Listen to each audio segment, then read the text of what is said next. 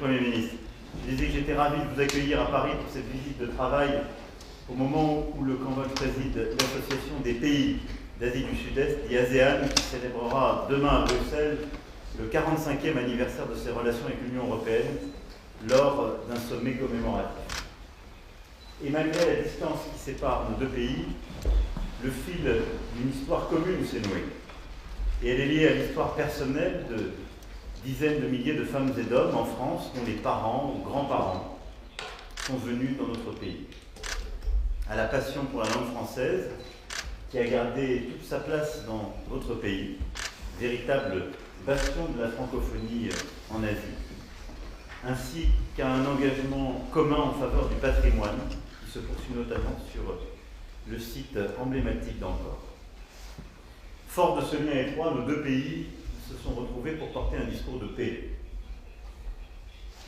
En 1966, c'est à Phnom Penh que le général de Gaulle prend la parole pour appeler les États-Unis à ne pas étendre le conflit dans ce qu'on appelait à l'époque la péninsule indochinoise. Et en 1991, vous le rappeliez d'ailleurs ce matin lors de la conférence que nous tenions en solidarité au peuple ukrainien, c'est à Paris que sont signés les accords qui apportent une solution politique à la guerre civile, garantissent la souveraineté et l'intégrité territoriale du Cambodge et donnent le cadre de la reconstruction.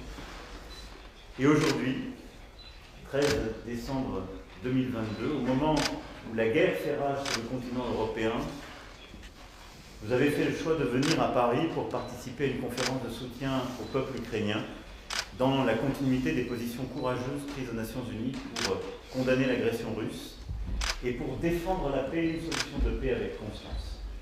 Je tiens à vous en remercier très solennellement. Notre rencontre sera enfin l'occasion d'aborder de nouveaux champs de coopération dans le cadre de la stratégie Indo-Pacifique que nous portons à titre national et conforme à la stratégie de l'ASEAN. Dans les secteurs de l'eau, des transports, de l'énergie, du tourisme, la France continuera de contribuer au développement du Cambodge. Et dans la continuité de notre action commune en faveur de l'abolition de la peine de mort et de la lutte contre l'impunité, nous discuterons également d'un éventuel appui de la France dans le but d'accompagner un processus démocratique, libre et transparent dans les prochaines échéances électorales. Je serais incomplet sans saluer l'ambition du Cambodge en matière de climat, avec l'objectif de neutralité carbone d'ici 2050, ce qui est un exemple remarquable de la capacité d'un pays à gérer un développement rapide, tout en menant une transition énergétique ambitieuse. Dans la perspective du One Forest Summit, nous évoquons entre autres la question centrale des forêts et des actions communes que nous pourrons entreprendre. Voilà, Monsieur le Premier ministre, quelques-uns des défis communs que vous souhaitez évoquer, et pour vous redire le plaisir que nous avons avec la ministre et les équipes de vous recevoir avec votre délégation, et conscient de l'importance des défis qui sont devant nous, vous remercier d'avoir fait le détour par Paris pour vous souvenir de ces amitiés qui durent et surtout pour nous permettre de bâtir des réponses utiles dans le contexte que nous connaissons. Merci, Monsieur le Premier ministre.